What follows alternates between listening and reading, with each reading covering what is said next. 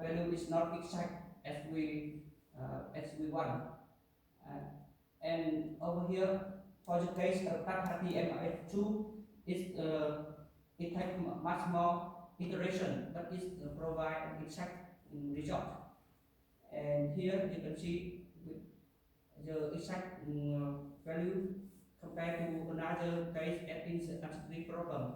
And for the case of CAT-HTML1 is not certified of the accuracy, but in another case, CAT-HTML2 it needs to have a much more a number of code. So it must be investigate more, because when we apply it in the case of variability problem, the number of variables increase very quickly, and so we must propose another approach. And here we propose to group each random field at corresponding to each parameter A, B, and C. So we have 10 terms of this performance function, and we apply it and compare to the AK, our modified AK MCS before, and the results also have a not good result, not fit well, but it can make us have a new approach to research more about this method in our perspective. And last, to finish my presentation, some major conclusion and perspective will be here. Firstly, I will talk about the we have the modified AK MCS was conduct, and they have a strongly efficient, and they can demonstrate by comparison with another methods such as multi-clone simulation by using a closed form solution in a viscoelastic material. And we also apply it in the uncertainty problem with the which it shows the strongly depends on the uncertainty of visco property of rock and the compressibility of the layer. And then we try to apply it with the CAT-HTML1 and the CAT-HTML2. The last thing, we have some first result of the variability problems, and it shows the result of this study is lower than the uncertainty problem, and this depends so much on the correction length. Lastly, the perspective. I will show you some things that we want to study more related to the long-term stability analysis of grid. Firstly, we will consider the uncertainty of rock mass not only from the laboratory, but also we want to take from the field, the in situ, and some other uncertainties we also want to do is related to the rotting condition or the in situ stress, and some properties of liners. The first one, compressive liner or the concrete liner. Another approach related to the anisotropic or the Cook hydromechanic or thermal hydromechanic problem, as well as the demand mechanisms. We will consider it more. And we also consider the correction length as effect in the quadratic problem, as well as we consider the problem in the full 2D domain, as well as 3D domain for variability problem. And the last but not least, we want to develop the HTML, as I said before, for the very high dimension problem. That's it. Thank you for your attention.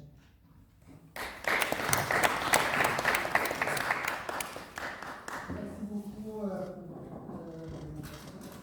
Je vais vous laisser souffler un peu et tant que les présente la composition du bouteille.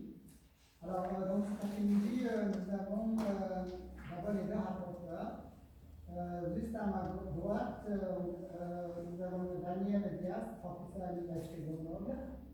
Ensuite, troisième à ma droite, Olivier Deck, qui est professeur à l'Université de Lorraine et l'école de mine de Nancy. Alors, ensuite, nous avons en fait le responsable du service de géomécanique en laboratoire, à ma gauche, donc généralement. Et les trois personnes qui ont participé à l'encadrement de votre travail, alors d'abord donc, le représentant ou le correspondant donc, pour encadrement à l'endroit, Lino Klebu, qui est à la deuxième à la droite. Les deux personnes locales qui ont encadré votre travail. Donc nous avons Duc Guido, qui est la conférence HDR donc à l'Université d'Orléans, qui est à l'extrémité gauche, et le professeur Dachno Roxa, voilà, et moi-même, Tuyen Tran, professeur à l'Université de Lille. Alors, donc, on va passer maintenant donc à la séance des questions et discussions. Je vais donner d'abord la parole aux deux rapporteurs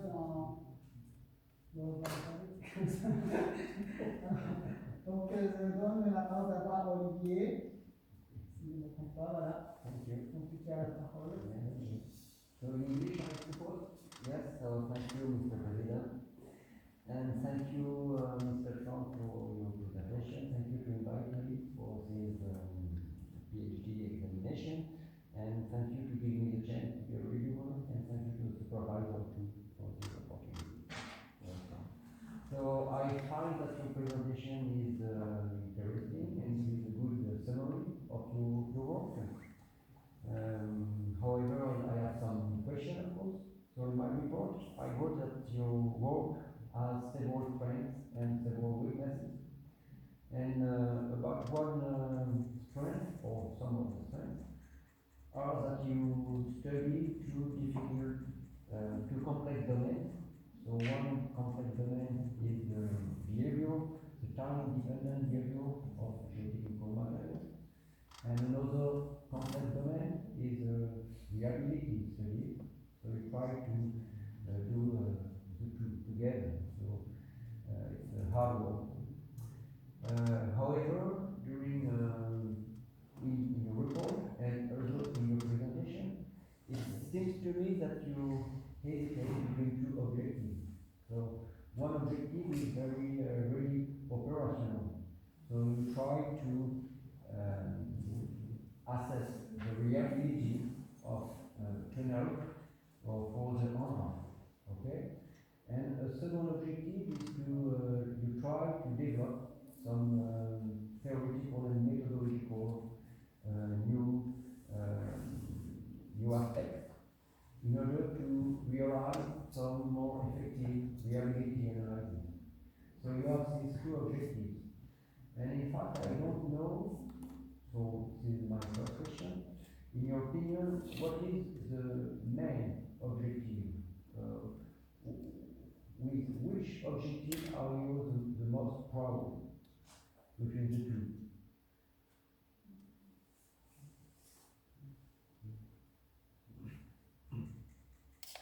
Thank you for your question. For the objective, here, you mean I have two objectives, right? Yes. And the first relate to the uncertainty problem that depends on the time dependent phenomenon. Yes. And the second one, I don't hear clearly. Yes, so my question is between these two objectives, do you think that you succeed in one or the two with the same chance? Or do you think that your contribution is better for one objective rather than the other one? Is your contribution the same for these two objectives? I think my main contribution that relate to the first objective. It related to the uncertainty problem. Because the variability problem has it need to investigate more.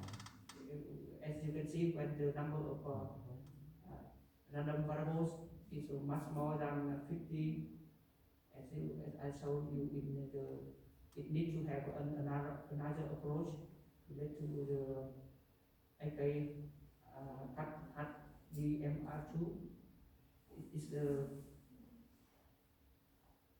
it needs to have some new approach, and so main contribute that I think is related to the uncertainty problem.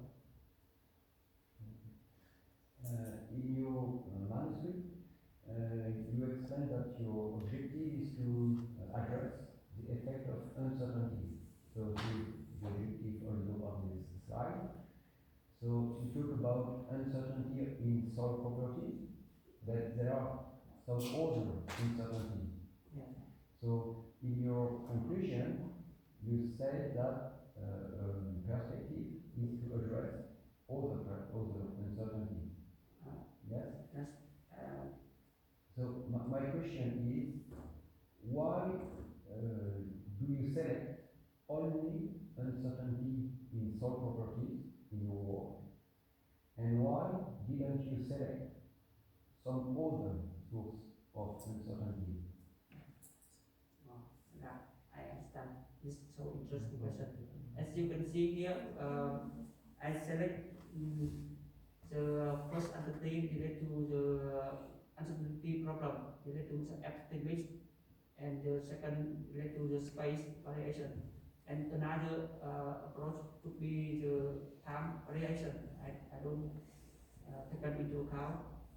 I don't take into account. And there are another source of uncertainty that relates to the model. Is at this moment I cannot consider this type of uncertainty because it's quite difficult for me to consider this model, and it also takes a lot of time to consider it. And another approach of uncertainty such as the loading condition or the geometry parameters, I will consider it in later, or maybe in the perspective in the next study. And as I said in the perspective,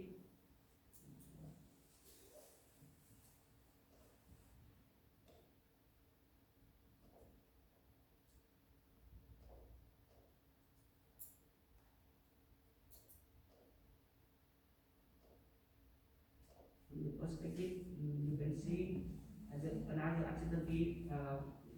First, I will consider the Latin condition and the property not only for the rock mass, but also we consider it with the two layers.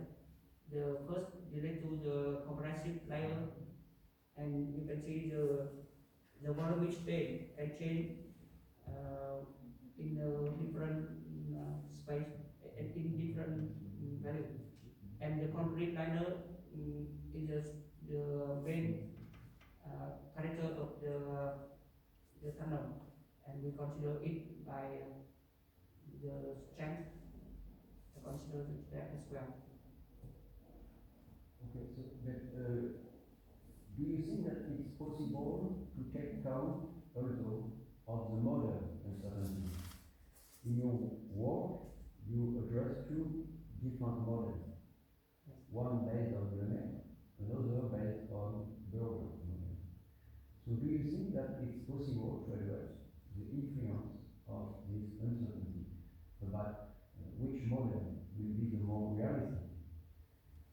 So if you want to do this, do you know how you could do to try to assess this uncertainty?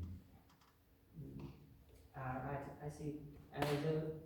The first model we investigate related to the Booker model is the linear viscoelastic, so it can have an analytical solution so we can consider it in quickly with the tool of MATLAB or something like that. And however, it cannot provide the time dependent in the case of this rock. This COX is quite complexity. So in this case, we use the limit model. It's much more better to describe the viscoplastic and with the nonlinear of the behavior of this rock mass. And in my opinion, I think when we use limit model, it also have only three parameters, A, B, and C. And since that, we can transform to the M and K, the three parameters of the limit model, and we apply it in the cost faster, and it can run faster than when we apply the Bookshare model in Aster. It's Aster. As well, beside that, we have research on the some test before we select, we choose the limit model. We try to apply the Bookshare model to fit with the experiment data, and although it can fit in the short time with 90 days, but when we extrapolation it in 100 years, it have a significant difference, and we cannot. That's why we must use another approach. We must select the viscoplastic of the limit model. Okay. In the slide number 7, you wrote that one objective is to quantify uncertainty on the failure probability in such a probabilistic approach, making comma, quantifies uncertainty on the failure probability. But in fact, maybe the good sentence is to quantify influence of uncertainty on the failure.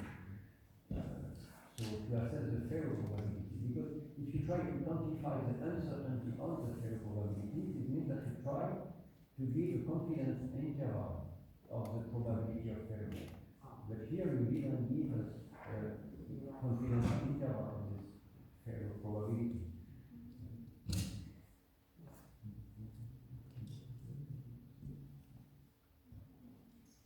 So in the second chapter and part of the presentation, you investigate the linear viscoelastic work with the Berger model, and you perform a first reliability analysis. Here you decide to consider a Tresca failure model for concrete. So you decide to assess the concrete strength with the failure criteria. It seems to me that this failure criteria correspond to the Tresca model. Yes. And in the last analysis, we use the von Mises criteria. In the last study, we use the von Mises strength in order to assess if the stress in the concrete is the concrete overloaded or not. Okay? So we use it in order to have a performance function. So my question is about the choice of these two criteria. In one case, Prescott, in one case, von Mises. So why do you choose two different criteria? And are these two criteria the best one for the concrete?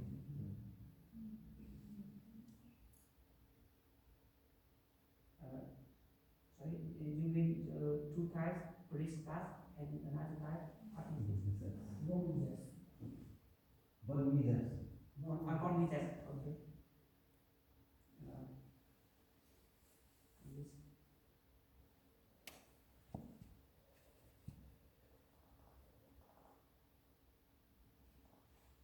So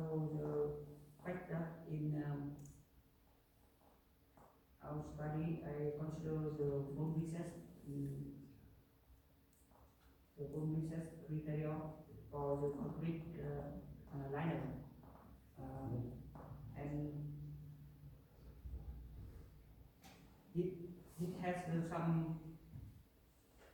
It also we also use it in the case of visco elastic solution, and we use this type much more than the precast as we said before. I didn't understand. Can you repeat? So your question is which type of the criterion for assess the concrete liner? Yes. Right. So my question that I use is the bond misses criterion. Yes, but why? The first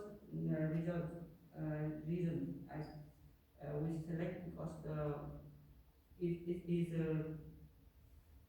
quite simple, and we can, for the case of viscoelastic, the most important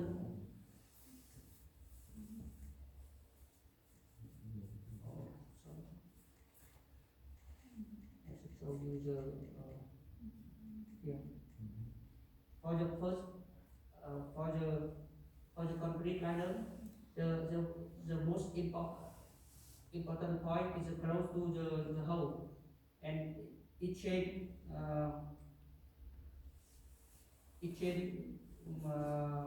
from this value to this value nearly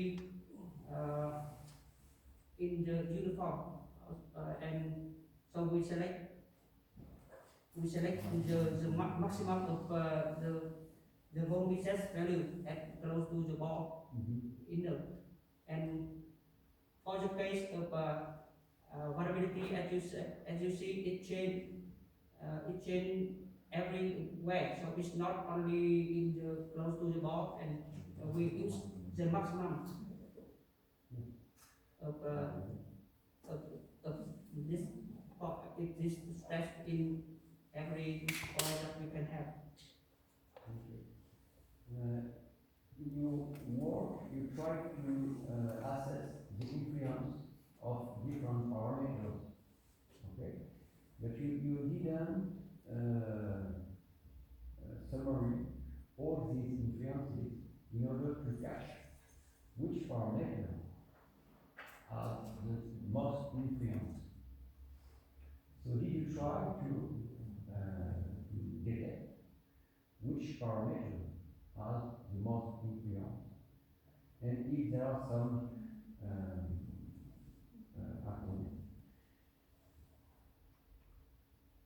correlation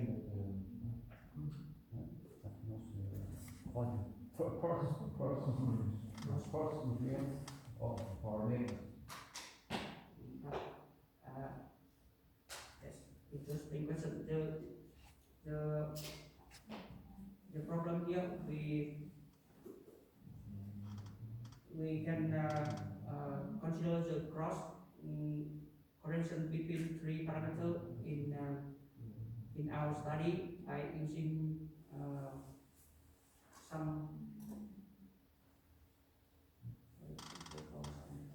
My first question is about the summary of the Sorry, influence I see. of each parameter. In fact, which parameter has the most influence?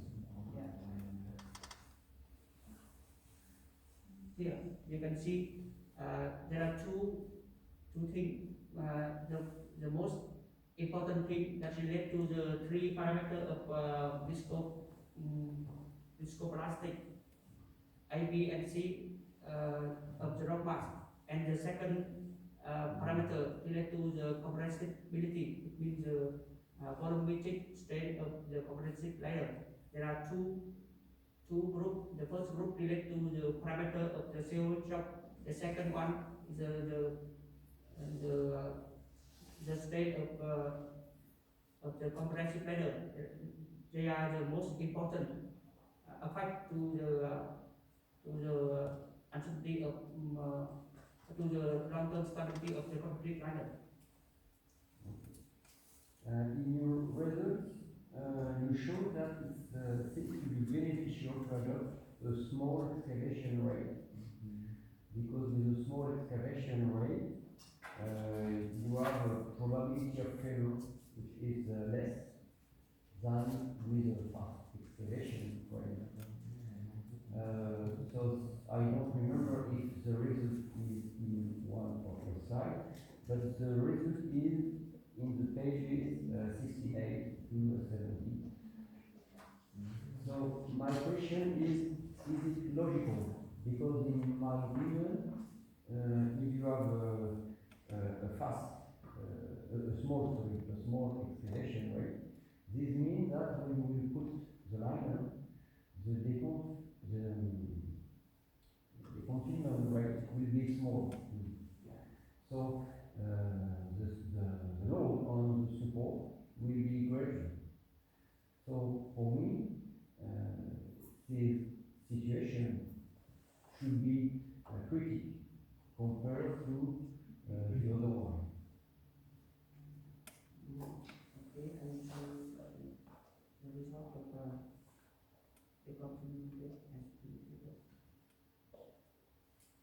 you mentioned here the fact that this is a case of the nonlinear of the cell itself. So in our study, maybe it's not represent as totally as in the reality, because the behavior of the rock mass with the nonlinear and our consider point maybe if the deconfinement rate is small, the probability of failure is greater. yes. Yes. But it seems to me that in one of your results, you show that with a small excavation rate, then the probability of failure is less. But with a small excavation rate, it seems to me that the deconfinement rate will be less too. So for me, the probability of failure should be greater. Yeah, you're right. So maybe I have some mistake in this table.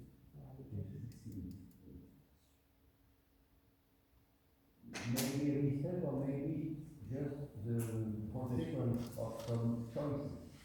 Because in your model, you decide to put the liner, I don't remember, 1 day or 2 days after the excavation. And whatever the excavation rate, you have exactly the same time, the same duration between the excavation and the building of the liner. So maybe it could be some consequence of some choices. Yeah, you're right. So you show us a modified method, the modified RKMCS method, in order to increase not the accuracy, but to increase the effectiveness of the method. So you said that in fact the new method is more efficient because the number of cores is reduced. Okay. But the difference is not very impressive. Yes, the number of cores is smaller, but in fact, why did you decide to find an improved method to get the probability of the failure? So why the previous one was not enough for you?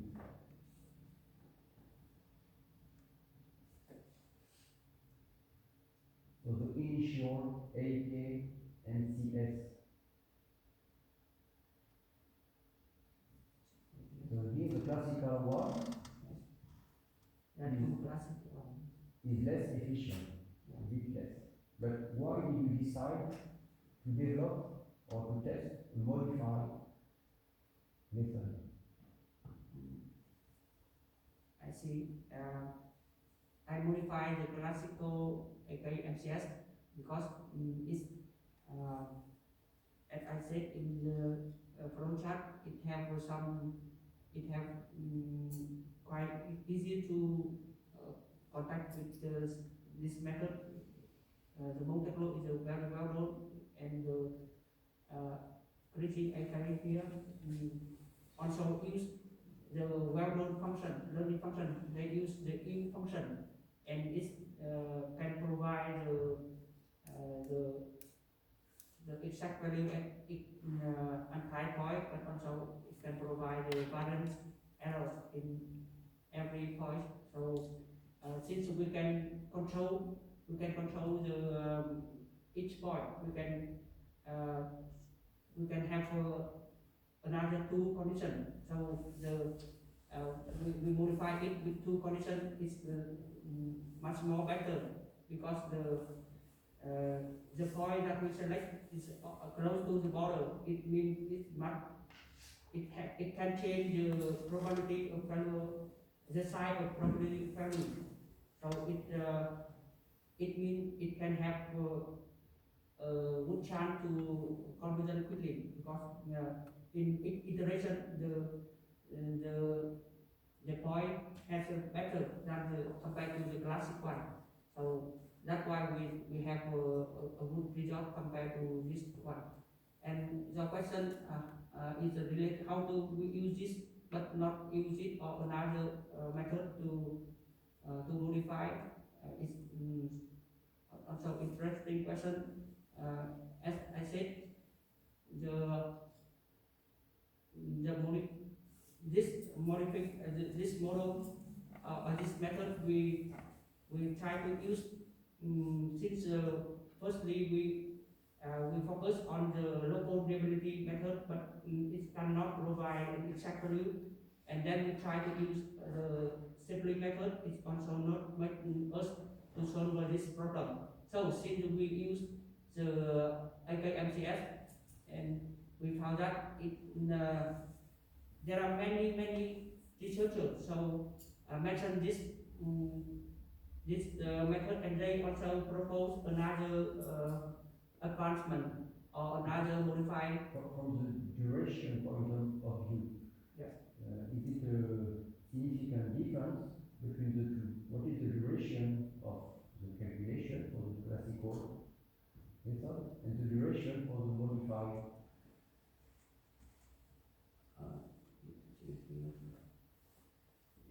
I will show him with the formula is better to explain this.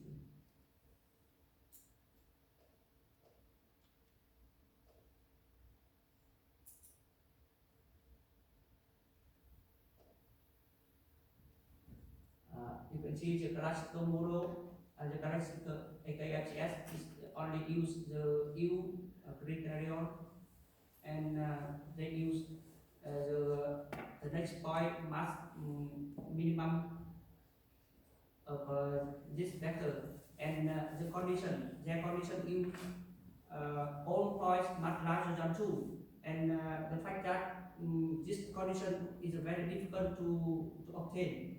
So our besides our proposed with two conditions, we use another stopping criterion proposed by another author as in this problem. Since we apply it with using the criterion, but we use additional condition and we use another stopping criterion, and we have the very quickly conversion. So maybe my last question.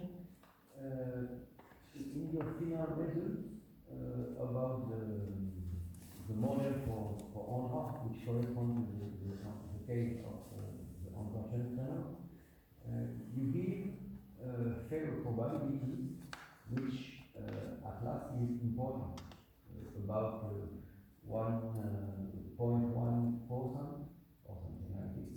So I think that the target probability of failure for this kind of structure is very less. So I think we can't accept so huge probability of failure. So in your opinion, why do you find very important failure probability, and what must be changed in order to get a smaller failure probability?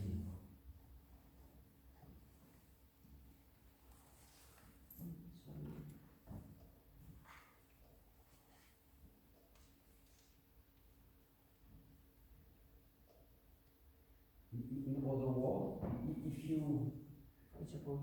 if you maybe, I don't know, maybe you use all the data from OMA with the theoretical thickness of each line. Okay, so you try to really model the future reality, because actually the channel is not good. But with your data, the probability of failure remains high, I think, because the target probability should be divided by 100 or 1000 in order to be sure that the structure is safe. So something must be changed. So maybe there is maybe a problem in your model. So you can answer me that your model is not perfect. So it is the reason why we get this value of probability. Or maybe you didn't take into account all the phenomena, or maybe you are consider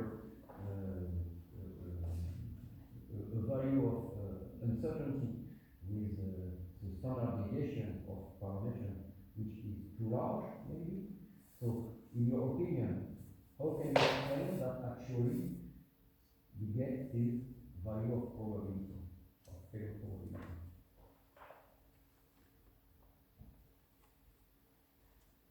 So, your exact question that how can I confident about this value probability and how to improve this value, because the uncertainty of the shock, the data that we take only very few simple tests, and it can provide an ideal value probability.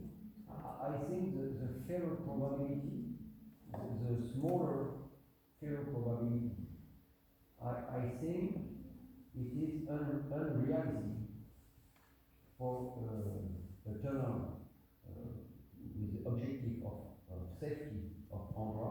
It's not possible to target this probability.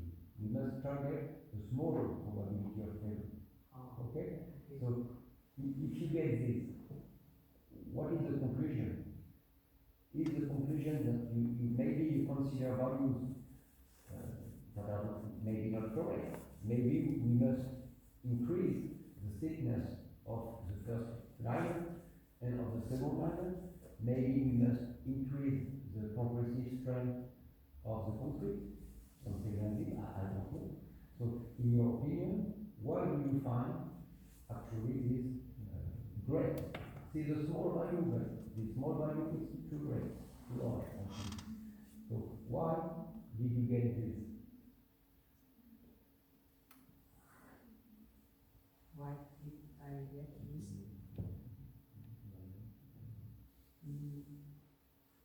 I get this